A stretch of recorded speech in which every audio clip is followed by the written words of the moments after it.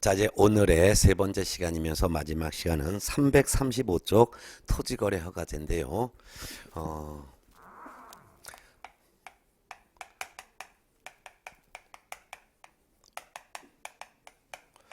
토지거래 허가제는 토지거래 허가 구역이 있어야죠. 토지거래 허가 받는 구역이 있어요. 구역. 이 토지거래 허가 구역으로 지정된 이 안에 있는 토지에 대해서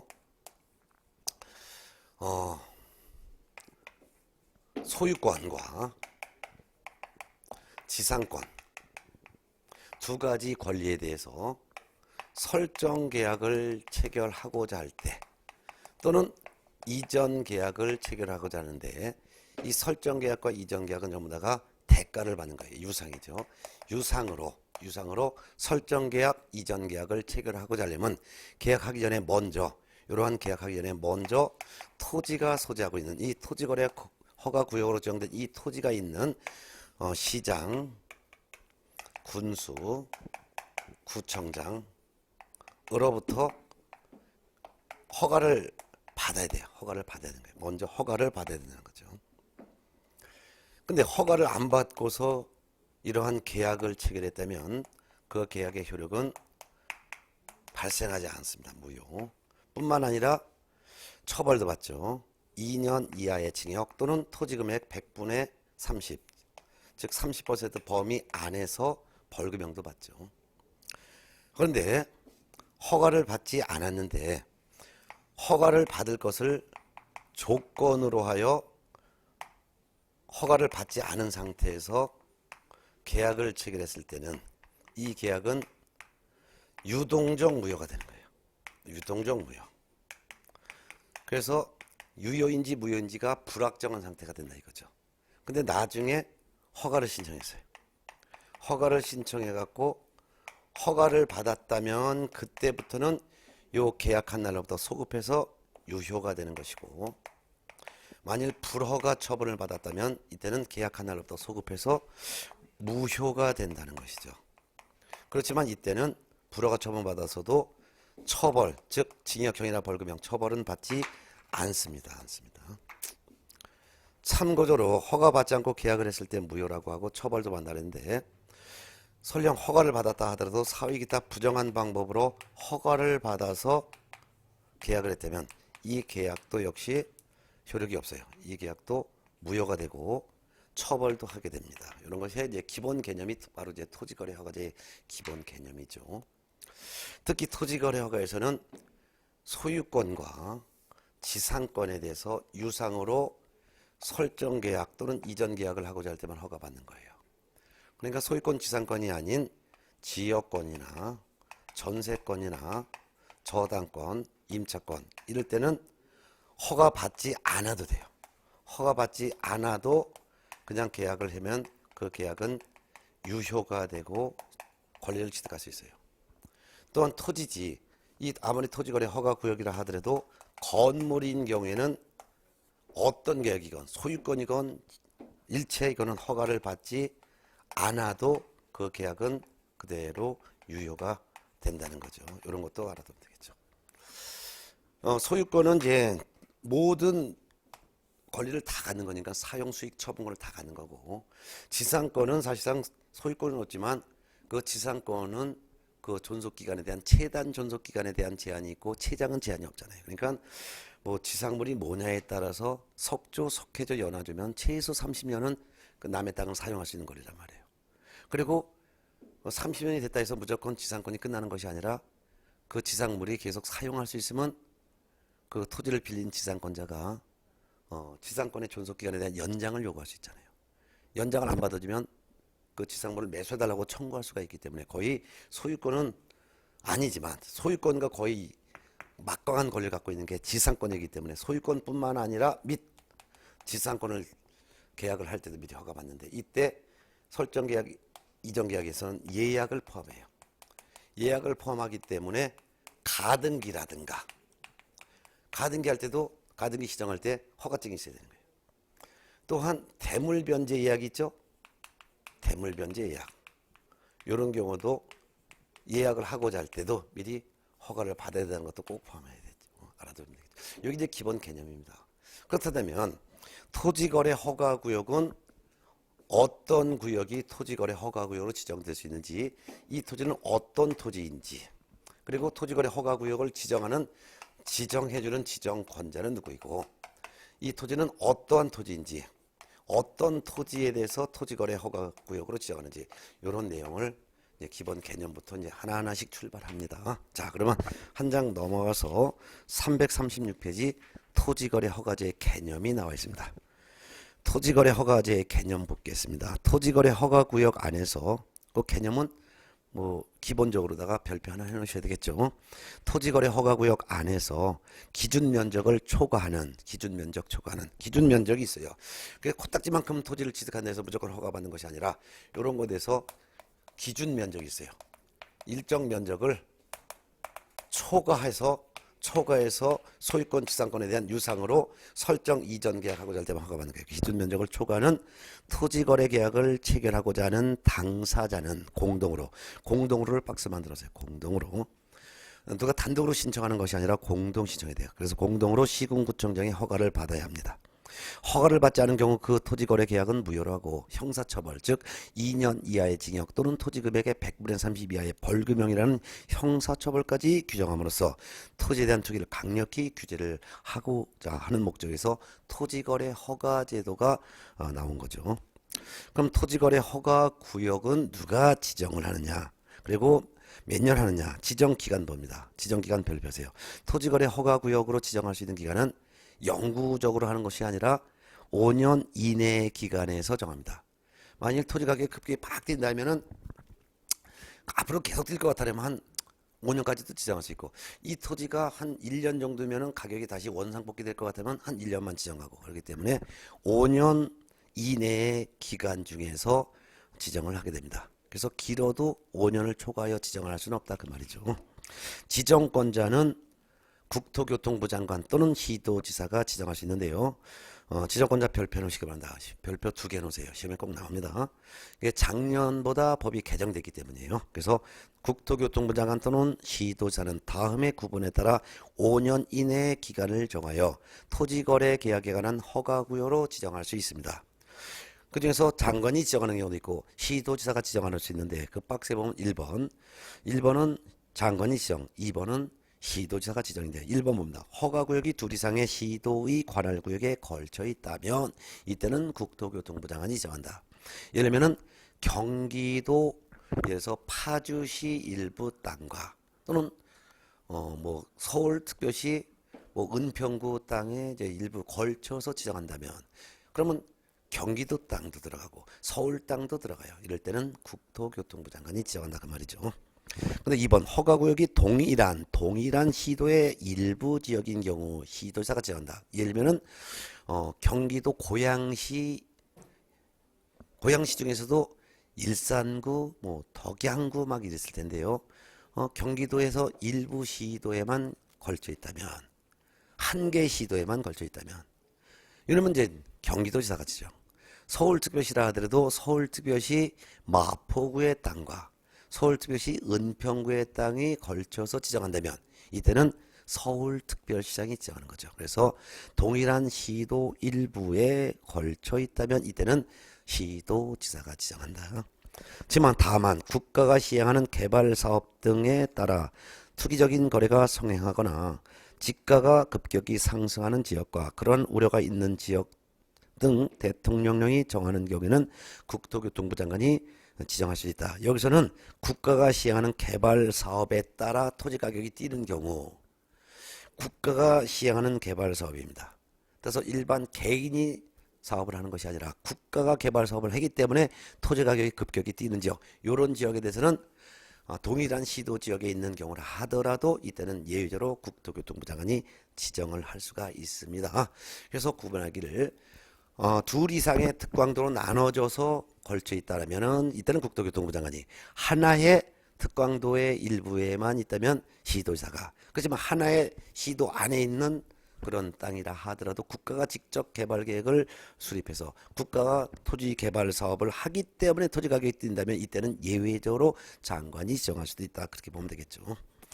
자, 그 다음에 이제 오른쪽에 지정 대상 지역입니다. 그럼 어떤 토지에 대해서 토지거래 허가구역으로 지정할 수 있느냐?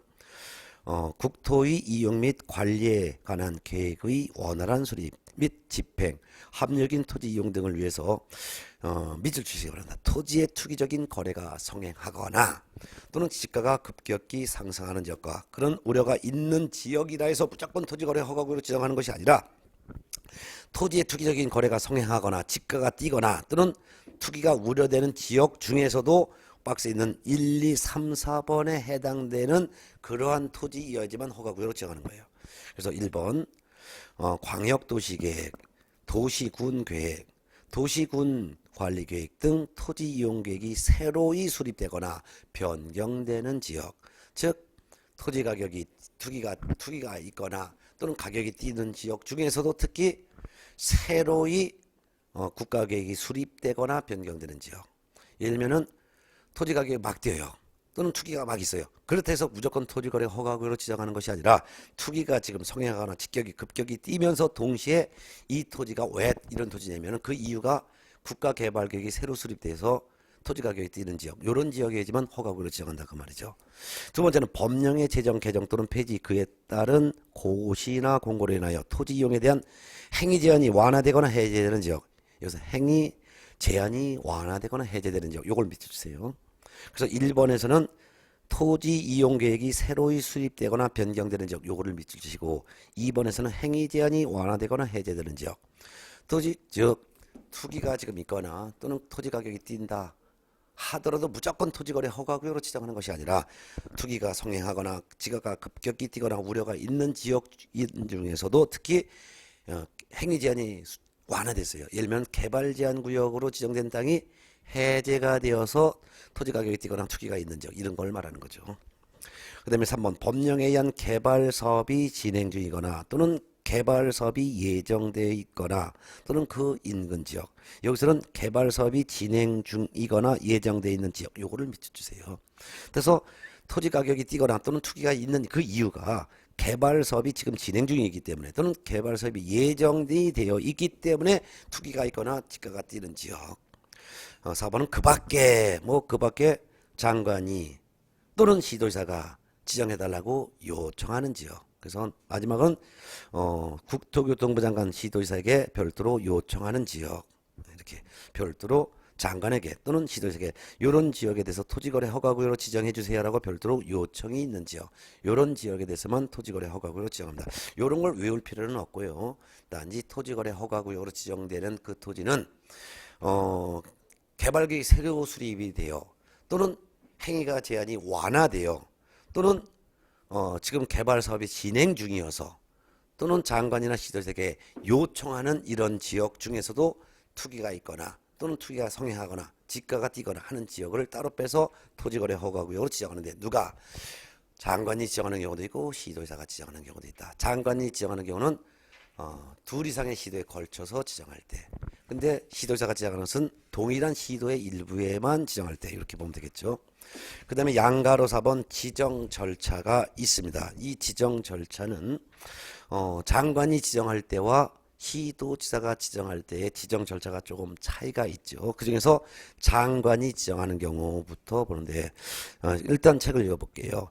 장관 또는 시도지사는 허가구역으로 지정하려면은 장관이 지정할 때는 도시계획 중앙도시계획위원회의 심의를 거쳐야 되는 것이고, 시도지사가 토지거래 허가구역으로 지정하려면 먼저 시도도시계획위원회의 심의를 먼저 거친다는 거. 이거 부분에서 알아두세요. 장관이 지정하려면 먼저 중앙도시계획위원회 심의를 거칠 것, 시도지사가 지정할 때는 시도도시계획위원회 심의를 거쳐야 된다는 거. 다만 지정이 기간이 끝나는 허가구역을 계속하여 다시 허가구역으로 지정을 하려면 장관은 중앙도시계획위원회 또 심의를 또 미리 거치고 그다음에 만약 시도지사가 허가구역으로 지정됐는데 다시 또 재지정을 하고자 한다면 시도도시계획위원회 심의를 또 미리 거친다는 거. 그래서 지정을 할 때도 심의 거치고 지정 기간을 연장하고자 할 때도 똑같이 심의를 거친다는 거. 이런 것을 꼭 알아두시면 됩니다. 그 다음에 반가로 2번 공고 및 공고 내용의 통지. 장관이나 시도지사가 토지거래 허가구역으로 지정을 했다면 지체 없이 이를 공고해야 돼요. 공고하는 것은 관보 등을 통해서 공고하죠. 뭐 어떤 내용을 공고하느냐. 동그라미 1, 2, 3, 4번이 내어 있습니다. 1번 허가구역을 지정한 기간. 언제부터 언제까지 계약하기 전에 미리 허가를 받아야 합니다. 라는 허가를 받아야지만 계약할 수 있는 그 기간. 두 번째 허가구역 지역의 토지의 소재지, 지번, 지목, 면적, 용도 지역. 즉 어느 토지가 어느 소재지 토지가 계약하기 전에 미리 허가를 받아야 되는 토지라는 거. 그 다음에 세 번째 허가구역의 지형도. 즉 토지거래 허가구로 지정되어 있다 하더라도 인근 지역과의 경계가 어느 정도 경계인지. 그래서 여기까지는 허가받고 옆에 땅은 안 받은 데는 그 지형도도 공고해야 되고. 네 번째 허가가 필요 없는 토지 면적. 즉 몇 제곱미터 초과까지 거래할 때는 허가받고 몇 제곱미터 이하까지는 허가를 안 받아도 되는지 기준 면적 이런 것들도 같이 공고하는 거죠. 쉽게 해서 이걸 외울 필요 없이 토지거래 허가구로 지정을 할 때 지정했으면 공고를 하는데 공고하는 내용은 어떤 토지가 토지거래 허가구역 지정받은 토지다. 그 지역의 소재지는 어디에 있다. 그리고 몇 제곱미터 초과할 때는 허가받고 몇 제곱미터 이하까지는 허가 안 받는다. 허가를 받는 땅과 허가를 안 받는 땅의 경계는 어디다라는 것을 지형도를 통해서 공고한다. 그 말이 되겠죠. 네. 자, 이런 것을 이제 공고를 해야 됩니다. 자, 공고합니다. 그리고 공고했으면은 국토교통부 장관은 공고한 내용을 그 토지거래 허가구역으로 지정된 지역의 시도지사를 거쳐서 시군구청장에게 통지를 해야 되고 만일 시도지사가 토지거래 허가구역을 지정했으면 국토교통부 장관에게도 통지하고 그 토지거래 허가구역으로 지정된 지역 시군구청장에게도 통지를 해줘야 합니다. 네. 자, 그러면 반갈아서 한번 국토교통부 장관이 지정했으면 시도지사를 걸쳐서 시군구청장에게 지정된 내용이 통지가 됐죠. 만일 시도지사가 토지거래 허가구역을 지정했으면 시도지사는 바로 밑에 있는 시군구청장에게 당신 구역이 즉 시군구가 허가구역으로 지정됐다라고 통지를 받았겠죠. 그러면 통지받은 사실을 시군구청장은 어떻게 되냐. 공고 내용을 통지를 받은 시군구청장은 지체 없이 그 내용을 공고를 합니다. 지체 없이 공고 내용을 허가구역을 관할하는 등기소장에도 지체 없이 통지해줘야 돼요. 왜 등기소장에 통지해 줘야 되냐. 토지거래 허가구로 지정된 지역의 시군구 지역의 토지에 대한 등기하려면 먼저 토지거래 허가구로 지정된 지역의 시군구청장의 허가증이 있어야지만 등기해 줘야 된다라는 사실을 알려주기 위해서 시군구청장은 공고 통지받은 사실을 지체 없이 등기소장에 통지해 줘야 되는 거죠. 그리고 시군구청장은 지체 없이 그 사실을 7일 이상 자기 지역 주민들인 시군구 구민들에게 통지도 해야 되고 15일 이상 열람도 해야 됩니다. 일반 시군 구민들이 알 수 있도록 15일 이상 열람도 해줘야 합니다. 열람한다는 것은 시군구청 거기에 이렇게 대자보처럼 붙여놔야 된다 그 말이죠. 그리고 시군구에 공고 7일 이상 공고한다는 것은 시군구 사이트에다 공고하고 15일 이상 동안 벽지를 붙여서 주민들이 시군구에 방문하면 알 수 있도록 해줘야 된다는 거죠. 이런 날짜는 시험에 나오지 않습니다. 단지 이런 내용만 알아두면 되겠죠. 장관이 지정을 하려면 먼저 중앙도시계획위원회 심의를 거쳐서 토지거래 허가구역을 지정을 했다. 그리고 장관이 지정했으면 지정하고 나서 이걸 갖다가 시도지사를 거쳐서 허가구역으로 지정된 시군구청장에게 통지해준다. 또한 시도지사가 토지거래 허가구역을 지정을 하고자 할 때는 사전에 시도도시계획위원회 심의를 거쳐서 지정을 했고 지정했으면 공고한다. 공고하고 나서는 시도지사는 장관에게도 통지하고 허가구역으로 지정된 시군구청장에게 통지한다. 그러면 통지를 받은 시군구청장은 장관의 지정을 해서 통지를 받았건 시도지사가 지정을 해서 통지를 받았건 이걸 갖다가 지체 없이 등기소장에게 알려준다. 등기 시정하러 오는 사람들은 시군구청장의 허가증 있는 사람만 등기해주라고. 그리고 또한 7일 이상 공고한다. 주민들한테 공고하고 15일 이상 주민들에게 일반인들에게 열람도 해줘야 된다. 이렇게만 이해하면 되겠죠. 넘어갑니다. 자, 그 다음에 이제 338쪽 양가로 5번 별표해 놓으시기 바랍니다. 지정의 효력 및 효력 발생 시기. 자, 토지거래 허가구역으로 지정이 됐으면 그 지정의 효력은 뭐냐. 허가구역에 있는 토지에 대한 소유권과 지상권, 가로 열고 소유권 지상권의 취득을 목적으로 하는 권리를 포함한다. 가로 닫고. 즉 소유권 지상권을 이전하거나 설정, 가로 열고 대가를 받고 이전 설정하는 경우만 해당한다. 쉽게 해서 유상만 해당한다. 따라서 소유권이나 지상권을 취득한다 하더라도 공짜인 공짜로 주는 사용대차 또는 치료 지급이 없는 지상권 계약 이런 것은 허가받을 필요 없고 대가를 받고 설정 이전하는 매매계약, 교환계약, 지상권 설정 계약 및 이전 계약을 체결하고자 하는 당사자는 공동으로 토지 소재지가나 시군구청장의 허가를 받아야 한다. 허가받은 사항을 변경하려도 사전에 허가를 받아야 한다. 이런 효과가 발생한다 그 말이죠.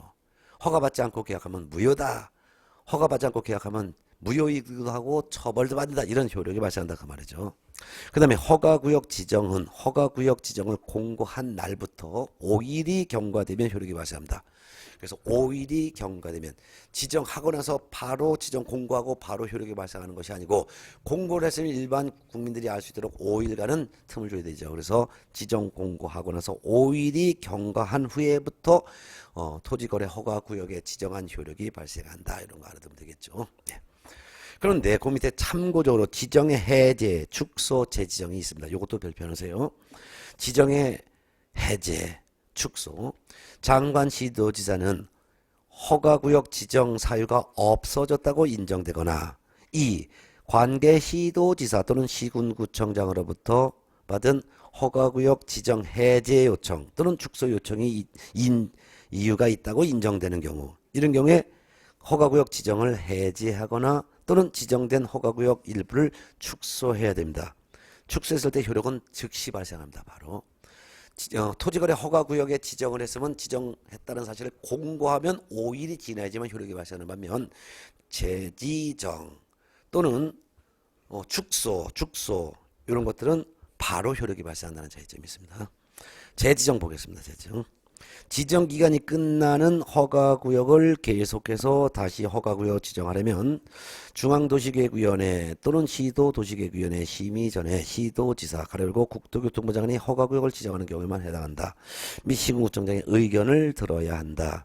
즉 지정기간을 연장하고자 하려면은 즉 재지정을 한다는 거예요. 맨 처음에 2년만 허가구역을 지정했는데 지정기간이 끝난데도 불구하고 토지가격이 계속 뛰고 있단 말이에요. 그럴 때는 지정기간을 연장하죠. 이를 재지정이라고 합니다.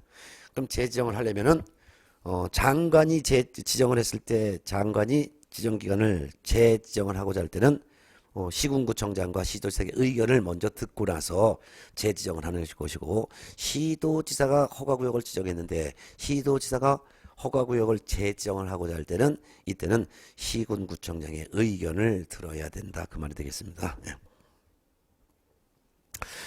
당구장 표시 허가구역의 지정 시의 심의 공고 통지에 관한 규정은 해제 축소의 경우에 이를 규정한다.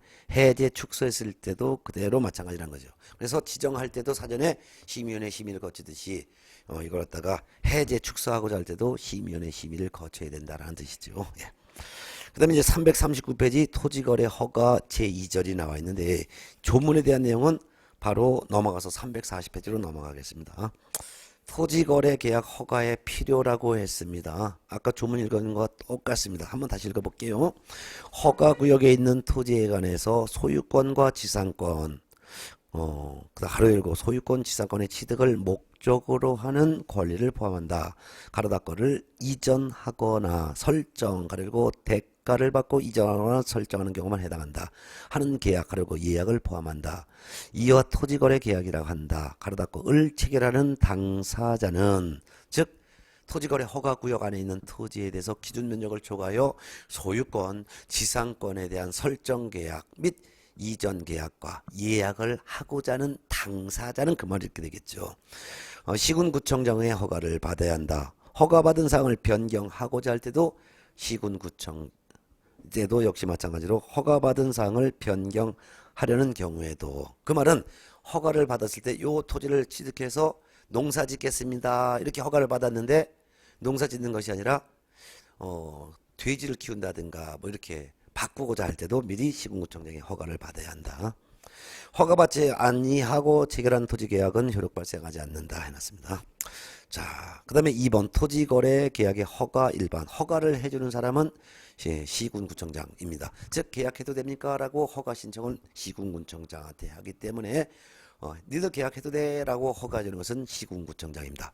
토지거래 허가 구역의 지정권자는 국토교통부 장관 또는 시도지사이지만 계약하기 전에 미리 허가를 받을 때 허가를 해주는 사람은 구체적으로 토지거래 허가구역으로 지정된 그 토지가 있는 시군구청장입니다.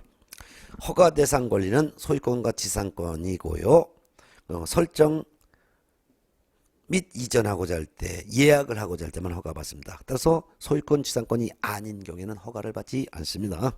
또한 공짜인 경우에도 허가받지 않습니다라는 거. 그러니까 소유권, 지상권이라 하더라도 지료 지급이 없는 지상권 설정, 사용 대체는 허가 안 받는다 그 말입니다. 그 다음에 허가 대상 면적, 요거 기억을 하셔야 합니다. 그럼 기준 면적을 초과해서 유상으로 소유권과 지상권에 대한 계약하고자 할 때와 예약을 하고자 할 때만 허가받는다 그랬었죠. 그러면 기준 면적이 교재 341페이지에 나와 있으니까 이걸 다 외워두셔야 합니다. 그래서 이 토지거래 허가 이 구역이 토지거래 허가 구역이에요. 토지거래 허가 구역입니다. 이 구역에 있는 이 토지에 대해서 이 토지가 어느 구역이냐, 이 구역이 허가 구역 어느 지역에 있냐 이게요. 이건 도시 지역에 있는 토지냐, 도시 지역 외 밖에 있는 토지냐에 따라 다른 거죠. 그럼 도시 지역 밖의 토지는 시골 지역 토지를 말합니까? 그건 아니죠. 공법에서 도시 지역 외는 뭐겠어요? 여러분들 용도 지역 배우셨잖아요. 공법에서 용도 지역은 도시 지역과 뭘로 나눠져요? 관리 지역, 농림 지역, 자연환경 보존지역. 그러니까 결국 도시지역 밖이란 요거 관농자를 말하는 거죠. 그럼 도시지역의 토지인 경우에도 무조건 허가를 받는 것이 아니라 기준 면적 초과해서 허가를 받는 거죠. 도시지역은 여러분 또 공법에서 배우셨죠. 주거지역, 상업지역, 공업지역, 녹지지역. 근데 별도로 지정을 하지 않은 지역도 있죠. 그래서 이제 공업지역이 가장 크니까 기준을 잡죠. 660 초과할 때. 주거는 18, 주거 18, 180제곱미터 초과할 때. 상업지역은 200제곱미터 초과할 때. 그러면 상업지역은 요거에 딱 농림지역, 요거 공업지역은 주거, 상업, 공업지역, 녹지지역, 이거 녹지지역입니다. 녹지지역은 요거에 딱 2분의 1이니까 100제곱미터 초과할 때. 별도로 지정을 하지 않은 지역, 요거 같은 경우는 주거지역의 반인 90제곱미터 초과할 때만 받죠. 도시지역 밖에 같은 경우는 이런 지역을 말하는 건데 가장 큰 게 바로 임야죠. 임야 1000제곱미터 초과할 때. 그 다음에 농지 같은 경우는 500제곱미터 초과할 때.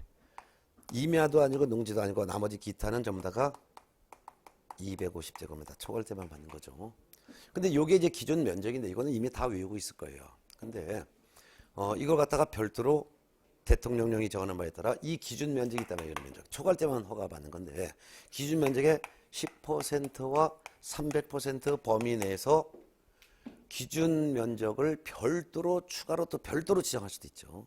그렇죠?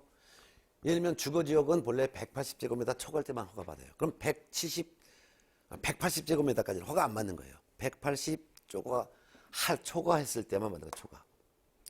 근데 이 주거지역이 너무너무 그냥 토지 가격이 너무너무 뛰어. 이 면적이 아니어도 조그만 토지에 대해서도 가격이 너무 뛰어. 그럴 때는 이거에 10% 몇 제곱미터? 18제곱미터 초과할 때도 허가를 받아야 된다 이렇게 할 수도 있다 이거예요. 근데 이 주거지역 같은 경우가 토지 가격이 그렇게 많이 뛰지도 않아. 뭐 180, 200제곱미터 같은 경우는 겨우 별로 토지 뭐 투기도 없어. 그럴 때는 요거에 300%는 몇 제곱미터? 540제곱미터 초과할 때만 허가받는다. 이렇게 별도로 지정할 수도 있죠. 모든 지역이 다 이렇게 10에서 300% 범위 내에서 별도로 기준을 별도로 다시 정할 수도 있다 그 말이죠. 뭐 이런 거야 뭐 기본적으로. 그래서 340페이지 밑에를 한번 읽어보면은 원칙 한번 읽어봅니다. 경제 및 지가의 동향과 340페이지 원칙.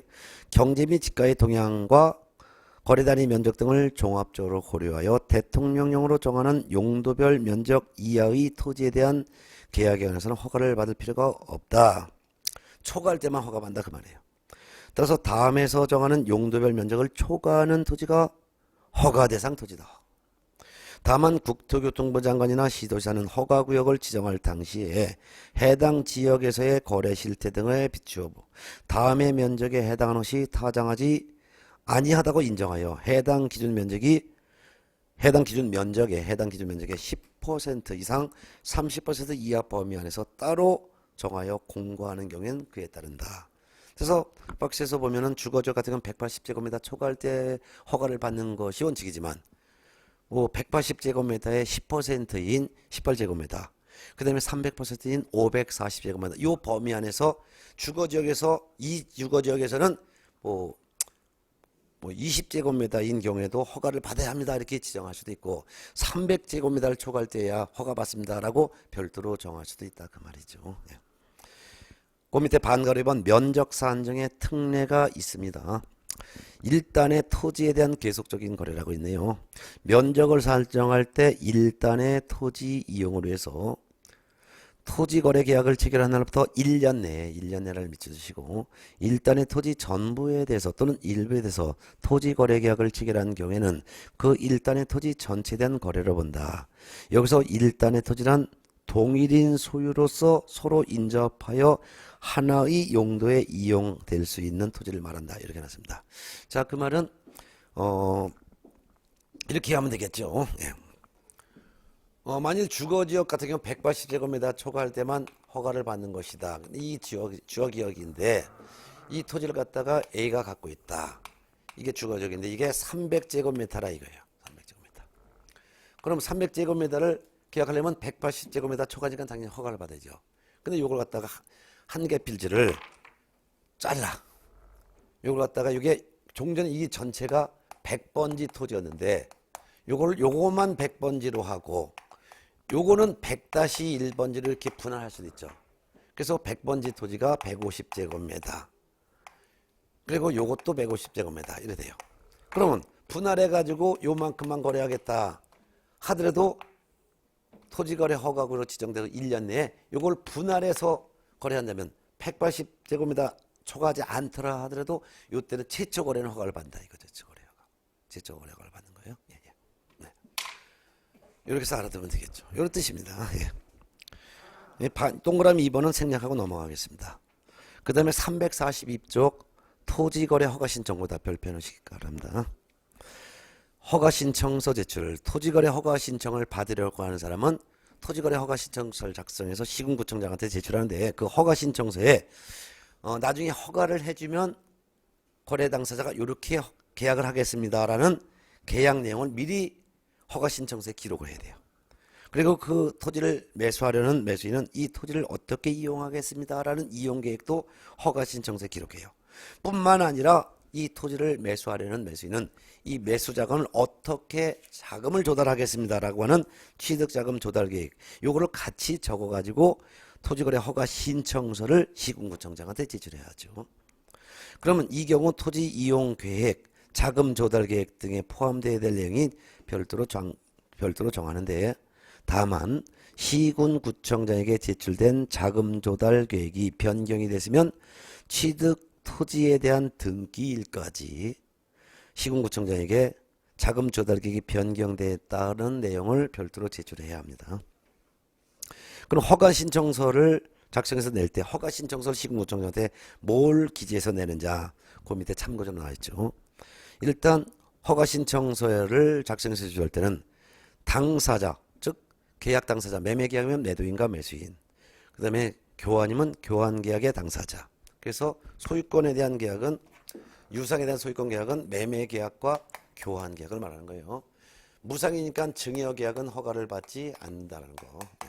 그 다음에 지상권 계약이면은 지상권 설정자와 지상권자가 계약을 하는 거예요. 근데 무상은 허가 안 받으니까 실효가 없는 지상권 설정 계약. 이거는 허가를 받지 않는다 이거죠.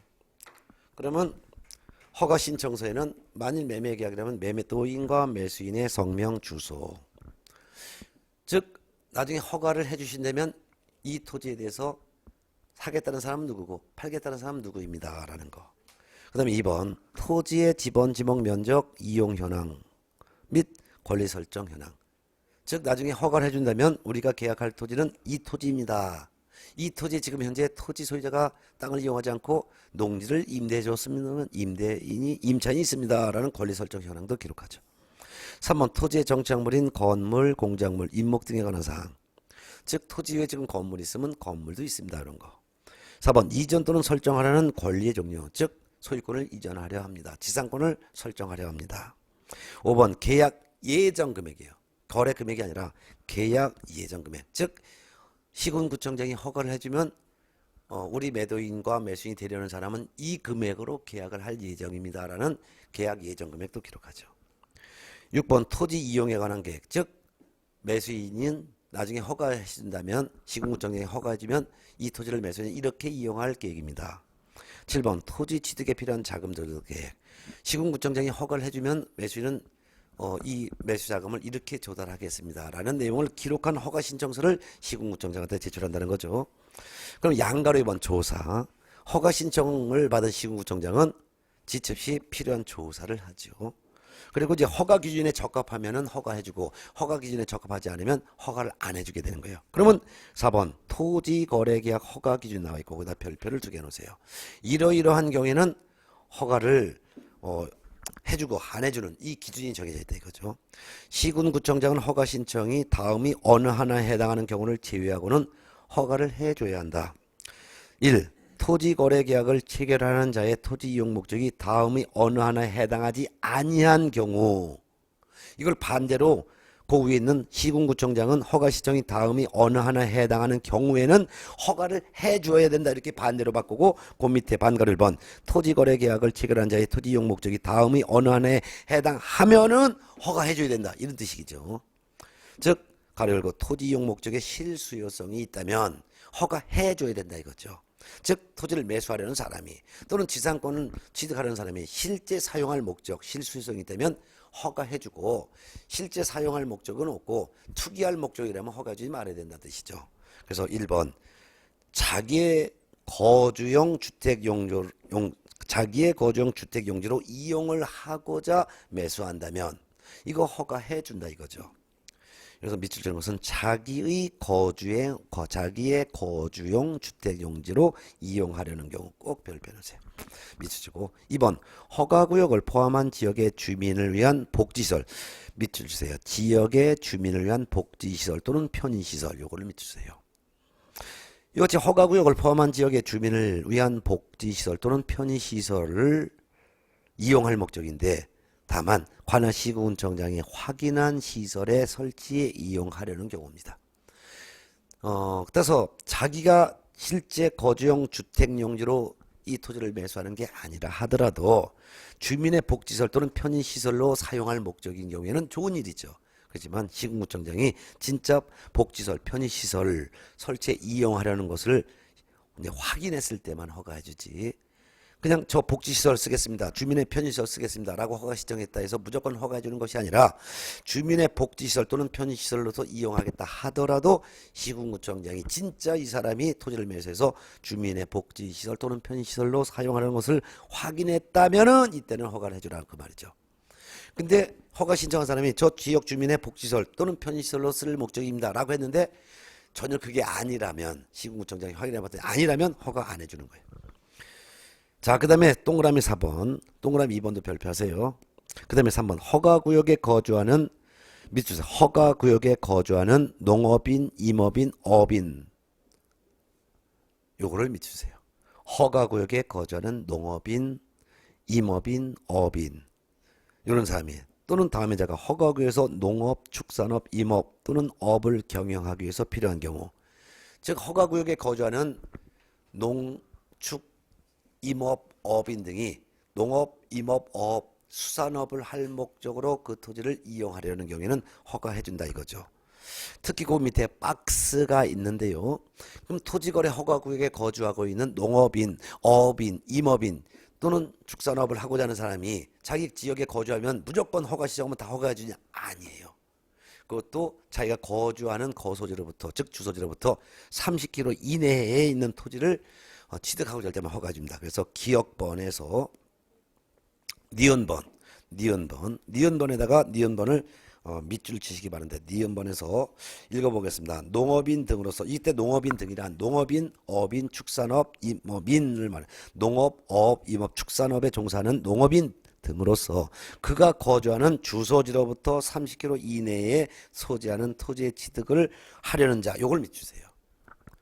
그래서 토지거래 허가구역으로 지정된 토지 지역에서 그 지금 현재 살고 있는 매수인이 만약에 한 200km 떨어져서 산다. 이러면 토지거래 허가구역으로 지정된 지역은 경기도 파주시예요. 근데 이 사람이 살고 있는 것은 어디에 살고 있냐면 제주도에 살고 있어요. 제주도에 살고 있는 사람이 저는 경기도 파주시에 있는 토지거래 허가구역 내 토지를 취득해서 거기서 농사 짓겠습니다. 이게 말이 안 되죠. 비행기 타고 왔다 갔다 해서 농사 짓는다? 안 그러죠. 그래서 30km 이내 자기 주소지로부터 30km 이내에 소지하는 토지를 취득하고자 할 때만 허가받는 거예요. 근데 좀 면적이 좀 거리가 좀 떨어져도 취득할 수 있는 특례 규정이 있어요. 그게 바로 다음입니다. 다만 다음이 어느 하나에 해당하는 자로서 협의 양도하거나 수용된 날로부터 3년 이내 3년 밑줄 치고 3년 이내에 협의 양도 또는 수용된 토지를 지금부터 밑줄 주세요. 협의 양도 또는 수용된 농지를 대체하기 위해서 농지를 취득하려면 그 다음에 그가 거주하는 주소지로부터 거리가 80km 안에 소지하는 농지를 취득할 수 있으며 여기까지만 밑줄 주세요. 그래서 대체 농지인 경우에는 3년 내에 대체 농지를 취득하고자 할 때는 자기 주소지로부터 80km 이내까지 떨어진 거는 취득할 수 있다 이거죠. 근데 대체 농지가 아니라면 자기가 살고 있는 주소지로부터 30km 이내까지만 취득할 수 있는 거예요. 그래서 토지거래 허가구역으로 지정된 지역에 살고 있는 거주민이라 하더라도 그 자기가 살고 있는 주소지로부터 자기가 구입하려는 토지가 30km 이내에 있는 토지만 취득할 수 있는 것이 원칙이지만 다만 대체 농지인 경우에는 자기가 살고 있는 주소지로부터 80km 이내에 있는 농지도 취득을 할 수 있는 특례가 있다. 이렇게만 보면 되겠고 나머지는 안 보셔도 될 것 같습니다. 그 박스 내용은 이게 전체 시험 나오는 거. 그 다음에 이제 박스 밑에 네 번째 어떤 경우에 또 허가를 받을 수 있는 실수요성이 있느냐. 4번 토지를 4번과 5번과 4번, 5번, 6번, 7번 4번, 5번, 6번, 7번은 묶어 놓으세요. 4번, 5번, 6번, 7번. 요거는 위에 올라가지 말고 국가계획 합당한 경우입니다. 봅니다. 4번 토지를 수용하거나 사용할 수 있는 사업을 시행하는 자가 그 사업을 시행하기 위해서 필요한 경우 밑을 주세요. 토지를 수용하거나 사업을 할 수 있는 자가 사업을 시행하기 위해서 필요한 경우 예를 들면 한국토지주택공사가 사업을 하기 위해서 필요한 토지인 경우 그 다음에 5번 허가구역을 포함한 지역의 건전한 발전을 위해서 필요하고 지역, 지구, 구역 등의 지정 목적에 적합하다고 인정하는 사업을 시행하는 자가 또 이것도 사업을 시행하는 자가 밀주세요. 사업을 시행하는 자가 또는 시행하는 자가 사업에 이용하려는 경우 그래서 4번은 4번도 사업을 시행하는 자 5번도 사업을 시행하는 자인데 사업을 시행하는 자가 그 토지를 이용하려는 경우 그 다음에 6번을 넘어가면은 344쪽 허가구역의 지정 당시 그 구역이 속한 특별시, 광역시, 특별자치 또는 시 뭐 가로 내용은 안 보겠습니다. 이것도 끝에 맨 끝에 보면 그 사업에 이용하려는 경우 이것도 그 사업에 이용 이걸 밑주세요. 그것도 6번도 사업을 그 사업에 이용하는 경우 그 사업을 시행하려는 자가 그 사업에 이용하는 경우 사업을 시행하고 있는 자가 사업을 시행하는 경우 그래서 6번에서도 위에서 세 번째 줄을 보면은 사업을 시행하는 자 이것도 밑을 주세요. 사업을 시행하는 자 그 다음에 7번 허가구역이 속한 특별시, 광역시, 특별자치시, 시 또는 군에 거주하고 있는 자의 일상생활과 통상적인 경제활동에 필요한 것 등으로서 다음에 서정하는 용도에 이용하는 경우에는 꼭 밑에는 기억 니은인데 그건 안 보셔도 됩니다. 그러면 7번에서는 전체를 밑줄주세요. 허가구역에 속한 특별시, 광역시, 특별자치시, 시군 또는 구에 밑줄주세요. 거주하고 있는 자의 일상생활과 통상적인 경제활동에 필요한 것, 요것만 밑줄주세요.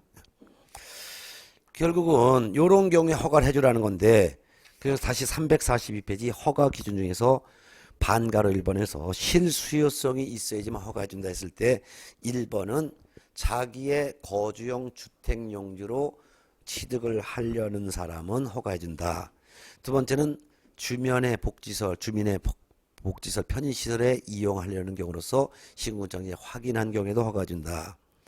그 다음에 세 번째, 그 토지거래 허가구역 지역에 거주하고 있는 농축산업 종사자가 30km 이내의 토지를 취득하거나 또는 80km 이내에 있는 대체 농지를 취득하고자 할 때도 허가준다. 4번, 5번, 6번은 사업을 시행하는 자가 토지를 이용하고자 할 때 허가해준다. 그 다음에 7번은 그 지역에 거주하고 있는 자의 일상생활과 통상적인 경제활동에 필요한 경우도 허가해준다. 이렇게 보면 되겠습니다. 그 다음에 이제 반가로 2번. 그 다음에 반가로 2번. 토지거래 계약을 체결하려는 자의 토지이용 목적이 다음의 어느 하나에 해당하는 경우, 즉 토지이용 목적의 적합성. 그래서 1번. 도시군 계획이나 그 밖의 토지 이용 관리에 관한 계획에 맞지 아니하다면 허가해주지 말고, 맞다면 그 도시 이용 계획에 합당하다면 허가해준다 이거죠. 그 다음에 2번 생태계의 보존과 주민의 건전한 생활 환경 보호에 중대한 우려를 끼칠 우려가 있다면 허가해주지 말고, 이같이 생태계 보존과 주민의 건전한 생활 환경 보호에 중대한 우려를 끼칠 우려가 없다면 허가해주라. 뭐 그 말이 되겠죠. 없다면 허가해주라. 그 말이 되겠습니다. 예. 자, 그 다음에 반가로 3번. 그 면적이 토지 이용 목적으로 적합하지 아니하다고 인정되는 경우에는 허가해주지 말고, 그 토지 면적이 토지 이용 목적으로 적합하다고 인정된다면 허가해주라. 그 말이죠. 그래서 그 뜻을 알아두세요. 예를 들면은 돼지 새끼 키우겠다 해놓고서 2만 제곱미터 토지를 취득하겠다. 말이 안 되죠. 돼지 키우는데 한 500제곱미터, 1000제곱미터 하면 충분할 때 10만 제곱미터, 20만 제곱미터 땅을 사겠습니다. 이건 이용 목적의 면적이 적합하지 않다 이거죠. 그래서 세 가지 허가 기준이 다 적합해지만 허가해준다 이거예요. 그래서 허가 기준 342페이지 밑에서 세 번째 줄. 첫 번째는 실제 수요성이 있어야지 되며, 두 번째 344페이지 반가로 2번. 또한 그 실수요성이 있다 하더라도 국가 계획에 적합하고 주변의 생태계 환경에 중대한 우려를 끼치지 않아야 되며, 반가로 3번 이용 목적과 토지 면적이 적합해야지만 허가를 해주는 것이지, 이 세 가지 반가로 1, 반가로 2, 반가로 3번 중에서 하나라도 적합하지 않다면 허가해주면 안 된다. 그 말이 되겠습니다. 자, 그럼 5번 허가관청의 조치가 있는데요. 허가관청은 시군구청장이죠. 읽어보겠습니다. 그래서 별표해 놓으시기 바랍니다. 344쪽 반가로 1번. 시군구청장은 허가 신청서를 받으면 민원 처리에 관한 법에 따른 처리 기간 내에 허가 불허가 처분을 하고, 그 신청인에게 허가해줬으면 허가증을 발급, 불허가 했으면 불허가 처분 사유를 서면으로 알려야 됩니다. 다만 15조에 따른 선매 협의 절차가 진행 중인 경우에는 선매 절차가 진행 중인 사실을 신청인에게 알려야 됩니다.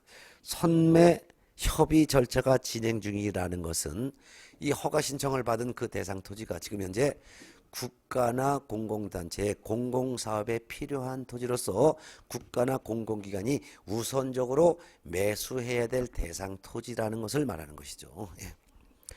자, 그 다음에 이제 345페이지 양가로 2번. 이것도 별표 놓으세요. 민원 처리에 관한 법에서 따른 기간. 이게 민원 처리에 관한 법에서는 민원 신청했을 때 2일 이내 민원 처리해줘야 된다, 5일 해줘야 된다, 10일 이내 해줘야 된다, 15일 이내 해줘야 된다, 이렇게 내용이 서로 다른데, 허가 신청에 대한 민원 처리는 보통 15일 이내 해주도록 되어 있죠. 민원 처리에 관한 법에서 따른 기간 내라고 나오지 15일 이내 이런 식으로 문제 나오지는 않습니다. 그래서 민원 처리에 관한 법에 따른 기간 내 허가증의 발급 또는 불허가 처분 사유 통지가 없거나 또는 선매 협의 사실 통지가 전혀 없다면 그 기간이 끝날 그 다음날 허가가 있는 것으로 본다. 그래서 민원 처리에 관한 법에서 정한 기간 내에 허가 통지도 없고 불허가 통지에 대한 서면 통지도 없고 선매 협의의 사실이 진행 중이라는 사실 통지도 전혀 없고 아무런 통지도 안 왔으면은 그 민원 처리에 관한 법에서 정한 기간이 끝난 그 다음날 허가가 있는 것으로 본다. 그러니까 허가증을 지체없이 발급을 해줘야 된다는 거 알아두셔야 되겠죠. 자, 그 다음에 345페이지 6번 이의신청과 매수신청입니다. 이의신청 별표 놓으시기 바랍니다. 허가 처분이나 불허가 처분에 대해서 이의가 있는 사람은 그 허가 처분, 불허가 처분이 있은 날로부터 1개월 이내 시군구청장에게 이의를 신청할 수가 있습니다. 그럼 반대로 이의 신청을 받은 시군구청장은 시군구 도시계획위원회 심의를 거쳐서 그 결과를 이의 신청한 사람에게 통지를 해줘야 합니다.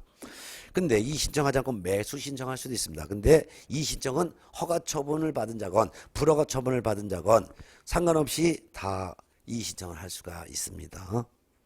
그런데 매수 신청은 불허가 처분을 받은 자만 매수 신청을 할 수 있습니다. 반가로 2번 매수 신청 별표 놓으세요.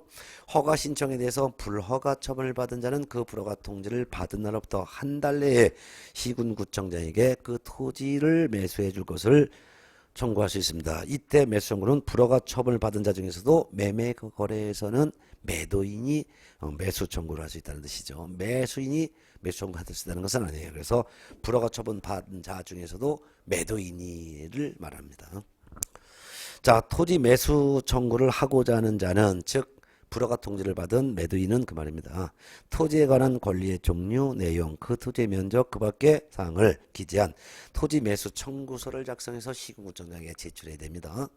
그럼 반가로 2번 그것도 별표세요. 매수 청구를 받은 시군구청장은 국가나 지자체나 한국토지주택공사 그 밖에 대통령령이 정하는 공공기관 또는 공공단체 중에서 매수할 자를 지정하여 매수할 자로 하여금 예산의 범위 안에서 공시지가를 기준으로 밑줄 주세요. 박스 만들어 놓으세요. 공시가를 기준으로 하여 해당 토지를 매수하게 하여야 합니다.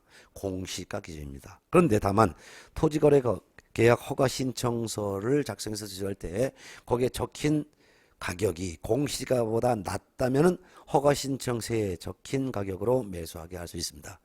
따라서 불허가 통지를 받은 매도인은 돈이 급하니까 시군구청장한테 좀 빨리 좀 사주세요. 그냥 대신 사주세요라고 시청할 때는 공시지가하고 허가 신청서에 기재한 금액을 비교해서 낮은 금액으로 매수를 하게 할 수가 있다 그 말입니다. 넘어갑니다.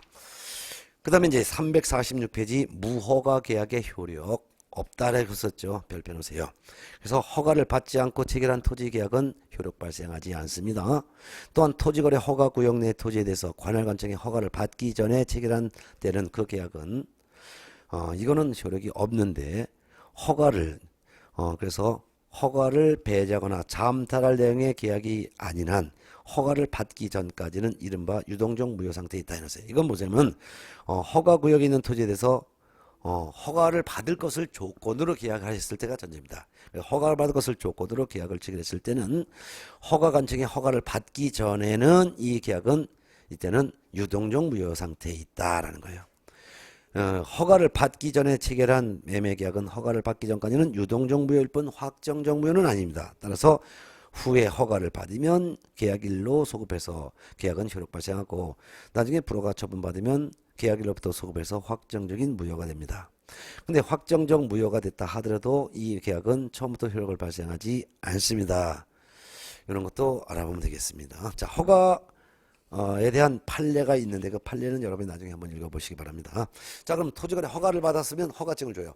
허가증을 받고서 계약했어요. 계약 효력이 있고 이제 등기할 수 있죠. 자, 그러면 토지를 이제 취득을 했습니다. 그러면 349페이지를 보시기 바랍니다. 349페이지. 토지를 취득한 사람은 이제 토지를 허가 받을 때 이렇게 사용하겠습니다. 이용하겠습니다. 이 목적대로 이용해야 될 의무가 있습니다. 그래서 349쪽 8번 토지 이용에 관한 의무 등에서 반가로 1번 허가받은 목적대로 이용해야 될 의무가 있다라는 거 별표를 해놓으시기 바랍니다. 자, 1번 이용 의무. 토지거래 계약을 허가받은 자는 대통령령으로 정하는 사유가 있는 경우 외에는 5년 범위 안에서 5년 범위 안에서 대통령령으로 정하는 기간에 그 토지를 허가받은 목적대로 이용을 해야 됩니다. 이랬어요. 허가받은 목적대로 이용해야 됩니다. 그렇지만 다만 다음에 사유가 있는 경우에는 허가받은 목적대로 이용하지 않아도 됩니다라는 게 있어요. 뭐 대표적으로 여러 가지 쭉 있는데요. 그 중에서 뭐 미음번, 비읍번을 보면은 박스에서 외국으로 다 이민 간다든가 뭐 군대를 간다든가 하면은 토지를 이용할 수가 없죠. 이런 경우에는 허가받은 목적대로 이용하지 않아도 됩니다. 그렇지만 이런 게 아니라면 허가받은 목적대로 토지를 이용해야 돼요. 근데 그 이용하는 기간이 토지 매수했다 해서 10년, 100년 계속 이용 목적대로다. 맨 처음에 허가 신청할 때 토지 허가를 해주신다면 이렇게 매수해서 이렇게 이용하겠습니다 라고 한 이용 목적대로 100년, 1000년 그렇게 이용해야 되는 것은 아니고 법적으로 최소한 요 기간만큼은 허가 신청서에 기록된 목적대로 이용해야 된다 해놨습니다. 그래서 기억번 박스에 서 있어요. 349페이지 밑에 음영 박스. 기억번 자기 거주용 주택용지로 이용하려는 경우에는 취득하고서 2년간은 자기 거주용 주택용지로 사용을 해야 된다는 것이고 2년. 니은번 주민의 복지시설 편의시설 목적으로 취득했으면 그때도 2년은 주민의 복지시설 편의시설로 다 이용해야 되고 디귿번 농업인, 임업인, 축산업인 또는 업인 등이 취득했을 때도 2년간은 농축산업에 이용을 해야 된다는 것입니다. 그럼 기억, 니은, 디귿 전부 다가 2년간인 최소한 이용해야 된다는 거죠.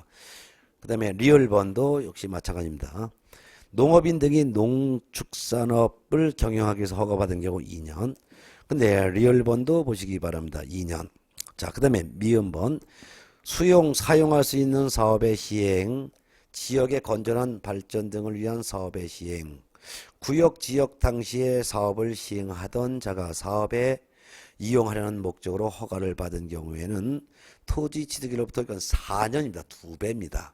결국 일반 개인이 자기 거주용 주택용지로 취득할 때 2년, 그 다음에 주민복지시설로 이용할 때도 2년, 그 다음에 농축산업인이 직접 이용하고자 할 때도 2년인데 다만 개인이 이용하는 것이 아니라 사업을 시행하는 LH 토지주택공사 등이 사업 시행에 필요하여 취득했을 때는 4년간 사용해야 된다는 거죠. 4년간. 그건 2배입니다. 왜 그럴까요? 뭐 아파트를 짓는다든가 한다 하면은 아파트 짓고 분양할 때까지 최소한도 건설 시행에서부터도 공사 시작해도 2년 더 들어가요. 근데 공사 들어가기 전에 먼저 사업 시행에 대한 것을 공고하고 분양하고 그런 기간까지 포함하기 때문에 총 한 4년간은 필요하다는 것을 4년간은 사업 시행자가 이용할 때는 4년간은 이용에 대한 2배라는 걸 꼭 기억하세요. 그 다음에 비업번 농지 외의 토지를 공공사업용으로 협의 양도하거나 수용된 자가 대체 농지를 취득하기 위해서 허가를 받은 경우 대체 토지 취득 밑줄 주세요. 대체 토지 취득도 일반 개인이 취득한 거죠. 그러니까 2년간은 최소 사용해야 된다. 2년. 그 다음에 이제 5년짜리가 하나 있어요. 그게 바로 시어번 개발 이용 행위가 제한 또는 금지된 토지로서 현상 보존 목적 밑줄 주세요. 현상 보존 목적.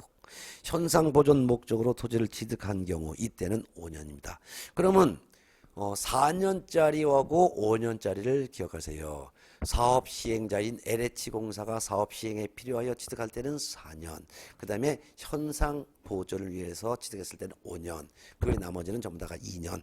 그 대신 맨 밑에 이용번 기억부터 시업번 외에는 전부 다가 5년이라 했는데 이 기억번부터 시업번까지는 어떤 건지 나오지는 않습니다. 그래서 여러분들은 4년 취득 4년간 이용해야 되는 것은 사업 시행자가 사업 시행에 필요한 경우 4년, 그리고 현상 보존은 5년, 그다음 일반 개인이 이용하는 것은 전부 다가 2년 이렇게 정리하면 되겠습니다. 네.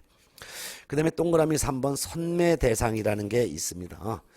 선매 대상 토지거래 허가를 받아 토지를 취득을 했는데 그 토지를 취득한 다음에 매수인이 허가받은 목적대로 이용하지 않으면요.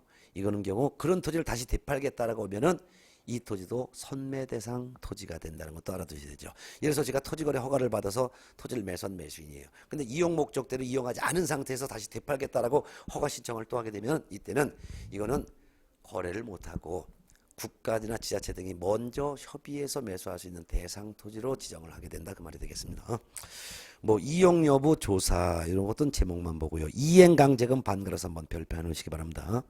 시군구청장은 토지의 이용 의무를 이행하지 아니한 자에 대해서는 즉 토지를 이용하겠다라고 해놓고선 취득했는데 이용하지 않고 있으면은 이용 의무를 이행하도록 명령을 할 수 있습니다.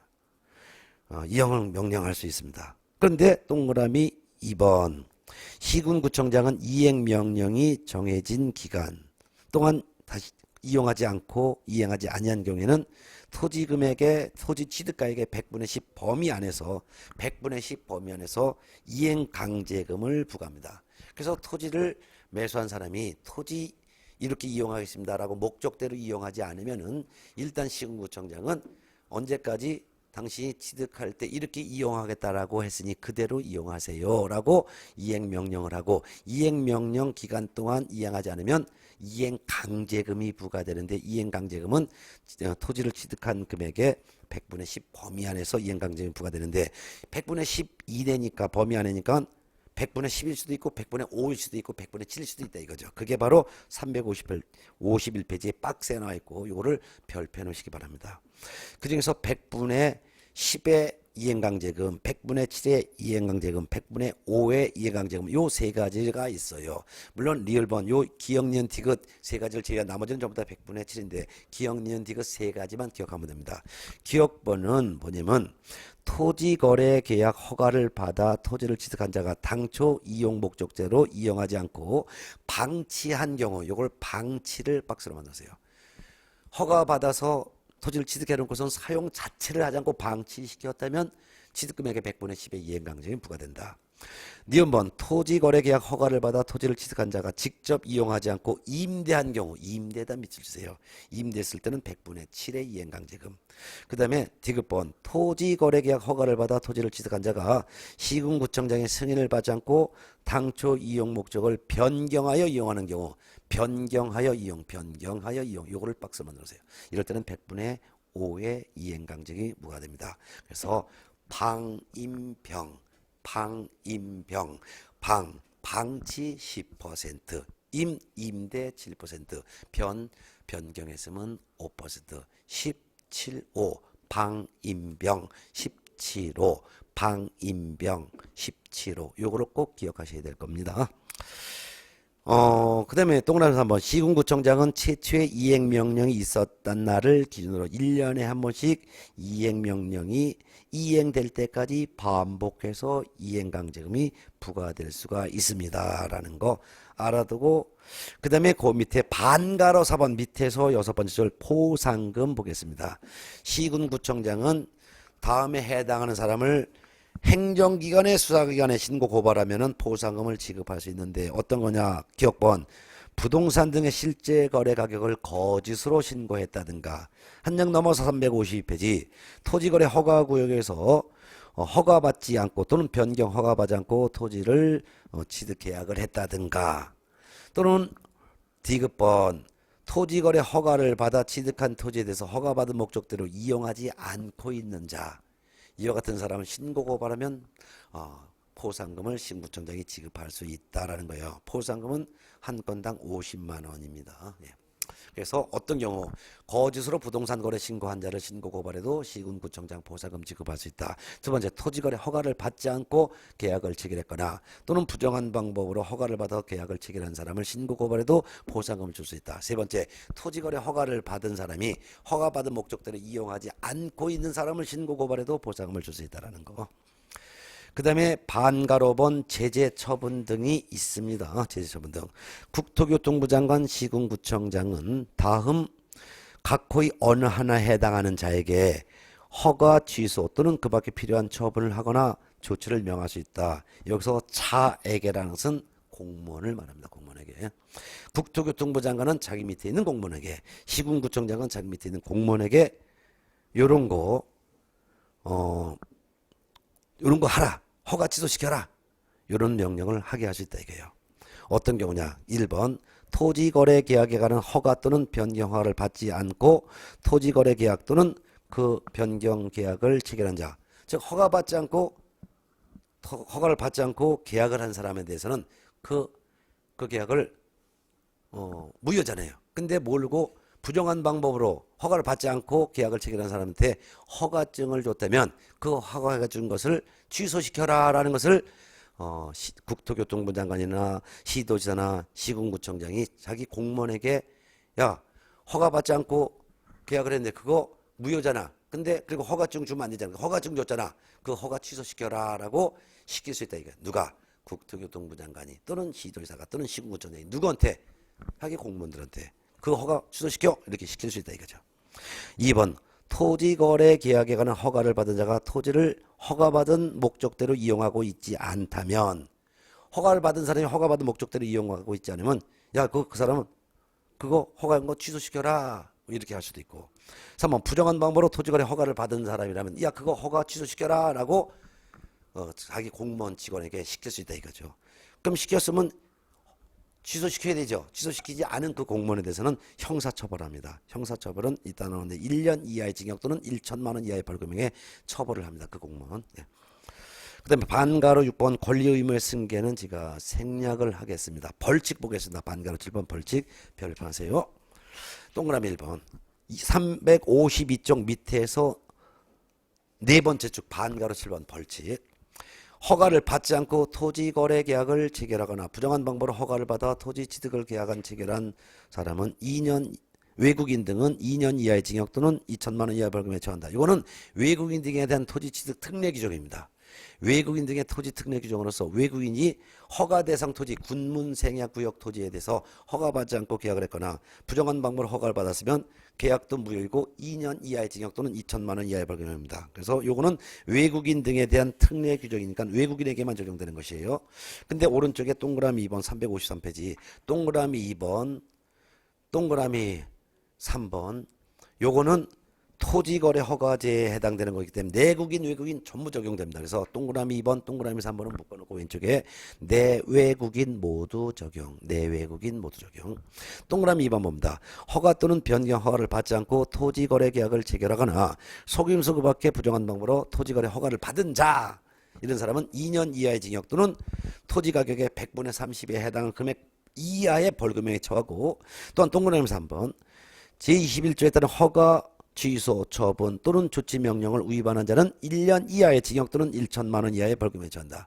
즉 부정한 방법으로 허가받은 사람에 대해서 이거 불허가 처분 부정한 방법으로 허가를 받고 받은 사람에 대해서 허가증을 줬다면 그 허가해 준 것을 취소시켜라 라고 공무원한테 시켰는데 공무원이 그거를 따르지 않았거나, 또는 허가받은 목적대로 이행하고 있지 않은 사람에 대해서는 그 이행강제금 부과해라, 이행명령 때려라 이렇게 시켰는데도 불구하고 이러한 명령에 따르지 않은 공무원에 대해서는 1년 이하의 징역 또는 1천만 원 이하의 벌금에 처한다 그 말입니다. 그래서 동그라미 2번은 허가를 받지 않고 계약했거나 부정한 방법으로 토지거래 허가를 받은 내국인 외국인은 2년 이하의 징역 또는 토지금액의 100분의 30 이하의 벌금형이고, 이 부정한 방법으로 허가를 받은 사람에 대해서 그 허가를 취소시키라는 명령을 받은 공무원, 또는 허가받은 목적대로 그 토지를 이용하지 않고 있는 매수인에 대해서 그 이행명령 때려라 또는 이행강제금 부과해라 라고 했는데도 이를 따르지 않은 공무원에 대해서는 1년 이하의 징역 또는 1천만 원 이하의 벌금에 처한다는 거 알아두시면 되겠습니다.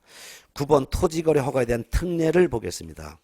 토지거래 허가 특례에서는 허가를 받지 않아도 되는 예외 규정이 있다는 것인데요. 그게 바로 1번 협의에 따른 허가 의제로서 1번 국가 등이 하는 토지거래 계약은, 즉 계약 당사자가 국가나 지자체라면 이 사람들은 국가 지자체, 이 사람들이 허가권자와 같기 때문에 허가 안 받고 계약을 해도 된다 그 말입니다. 그 다음에 동그라미 1번 국유재산에 대한 취득 처분, 이것도 허가 안 받아도 된다는 거죠. 국가가 계약 당사자니까. 한 장 넘어가서 반가로 2번 토지거래계약 허가의 적용 배제라는 거 있는데 이런 경우는 허가 안 받아도 된다는 거예요. 어떤 거냐, 박스에서 1번 토지의 수용 밑줄 주세요. 토지 수용은 국가가 강제로 빼는 거잖아요. 그러니까 허가를 받아야지만 수용할 수 있다는 건 아니에요. 그 다음에 경매 그것도 밑주세요. 허가받지 않아도 경매 입찰 참가할 수가 있다 그 말이죠. 예. 그 다음에 반가로서 한번 농지취득 자격증명 의제 도표하세요. 이거 토지거래 허가구에 있는 농지에 대해서 토지거래 허가를 받았다면 농지법에 따른 농지취득 자격증명 발급받은 것으로 본다라는 뜻입니다.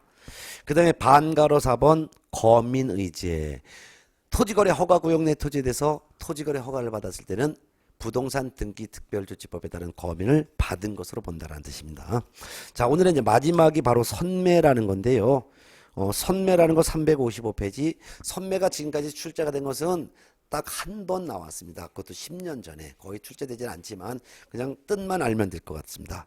355페이지 선매의 개념 읽어볼게요. 토지거래 계약에 관한 허가 신청이 있는 경우 공익사업에 필요한 토지를 확보하기 위해서 사적거래에 선행하여 국가 등이 그 토지를 매수하는 제도이다. 즉 토지거래 허가 신청 들어온 토지지만 그 토지가 국가의 공익사업에 필요한 토지인 경우 거래 당사자가 거래하지 말고 국가 등이 먼저 협의해서 매수할 수 있는 토지를 선매 토지라고 하는 거야. 그 말이죠. 따라서 공공용지 확보 중에 하나이지만 선매는 당사자 간에 즉 토지 소유자인 매도인과 국가기관인 공공기관 토지 매도인과 공공기관 간의 협의에서 매매 거래가 이루어지는 것이지 강제로 수용하는 것은 아니라는 뜻입니다. 넘어갑니다. 2번 선매자 지정 및 선매 대상 토지를 보겠습니다. 시군구청장은 토지거래 계약에 관한 허가 신청이 있는 경우 다음 각호의 어느 하나에 해당하는 토지에 대해서는 국가나 또는 지자체라든가 한국토지주택공사 그 밖에 대통령령이 정하는 공공기관 또는 공공단체가 그 매수를 원할 경우 미치세요. 원할 경우에는 이들 중에서 해당 토지를 매수할 자, 즉 선매자를 지정하여 그 선매자가 그 토지를 먼저 협의 매수하게 할 수가 있습니다. 선매자는 불허가 처분에 대한 매수 청구 시 매수할 자와 동일하다 했습니다. 선매 대상 권리는 토지에 대해서는 소유권에 대해서만 선매 대상이죠. 어떤 목적으로 선매 대상 토지가 되느냐? 1번 공익사업용 토지인 경우에는 국가나 지자체라든가 공공기관이 먼저 매수할 대상 토지라는 뜻이고요. 2번 토지거래 허가를 받아서 취득한 사람이 그 토지를 취득한 다음에 토지 거래 허가를 받은 이용 목적대로 이용하고 있지 아니한 상태에서 다시 팔겠습니다라고 허가 신청 들어왔을 때 이런 토지도 선매 대상 토지가 되겠습니다. 이런 토지라는 거예요. 그 다음에 선매 협의 절차라는 게 있습니다. 시군구청장은 선매 대상 토지에 대해서 토지거래 허가 신청이 들어왔으면은 이때는 그 신청이 있는 날로부터 1개월 이내에 선매자를 지정하여 그 토지 소유자에게 알려야 됩니다. 토지 소유자에게. 그러면 선매자로 지정을 받은 사람은 선매자로 지정 통지를 받은 날로부터 한 달 내에 그 토지 소유자인 매도인과 선매 협의를 끝마쳐야 됩니다. 그래서 그 밑에 보면은 시행령에 규정된 선매 절차에서 선매자로 지정된 자는 그 지정일부터라고 되어 있는데 지정일부터를 지정 통지를 받은 날로부터 고쳐놓으시고 지정 통지를 받은 날로부터 15일 내 매수 가격 등 선매 조건을 기재한 서면을 토지 소유자에게 통지를 해줘야 되고 그리고 선매 협의를 해야 됩니다. 그리고 지정일부터 30일 이내라고 되어 있는데요. 지정일부터를 지정 통지를 받은 날로부터 고쳐놓고 30일 이내를 1개월 이내라고 고쳐놓으세요. 그래서 지정 통지를 받은 날로부터 1개월 이내 국토교통부 령이 정하는 바에 따라 선매 협의 조서를 시군구청장에 제출해야 됩니다. 선매 가격 밑에 나와 있네. 선매 가격은 감정 가격을 기준합니다. 그래서 선매자가 토지를 매수할 때의 가격은 감정 가격을 기준하되 감정 가격을 기준한다고 박스를 만들어서 감정 가격을 기준하되 토지거래 허가 신청서에 적힌 가격이 감정 가격보다 낮을 때는 허가 신청서에 적힌 가격으로 선매하게 할 수 있습니다. 근데 마지막 357쪽 선매가 이루어지지 않았어요. 그럼 시군구청장은 선매 협의가 이루어지지 않았을 때는 지체 없이 허가 처분 또는 불허관 처분을 하겠다는 결정을 하여 이를 거래 당사자에게 알려야 됩니다. 그리고 선매 협의가 이루어지지 않았다고 해서 무조건 수용되거나 무조건 불허관 처분하는 것은 아니고 선매 협의가 이루어지지 않았을 때는 지체 없이 허가 신청한 당사자에게 여치 허가 처분, 불허가 처분해서 알려줘야 됩니다. 자, 이렇게 해서 토지거래 허가제까지 했는데 상당히 내용이 좀 길었지만 내용은 길지만 특별히 외울 거는 없고요. 이해만 하면 이제 문제 푸는데 지장이 없을 것 같습니다. 그리고 제가 별표해드린 부분 요거를 중심으로 공부하면은 무난하게 맞출 것 같습니다. 여기까지가 바로 이제 부동산 거래 신고 등에 관한 법령에서 한 4문제 나오는 것입니다. 그럼 나머지 한 6문제 내지 8문제 정도는 제3편 중개실무에서 나오는데요. 그럼 다음 시간에는 제3편 중개실무 보도록 하겠습니다. 고맙습니다.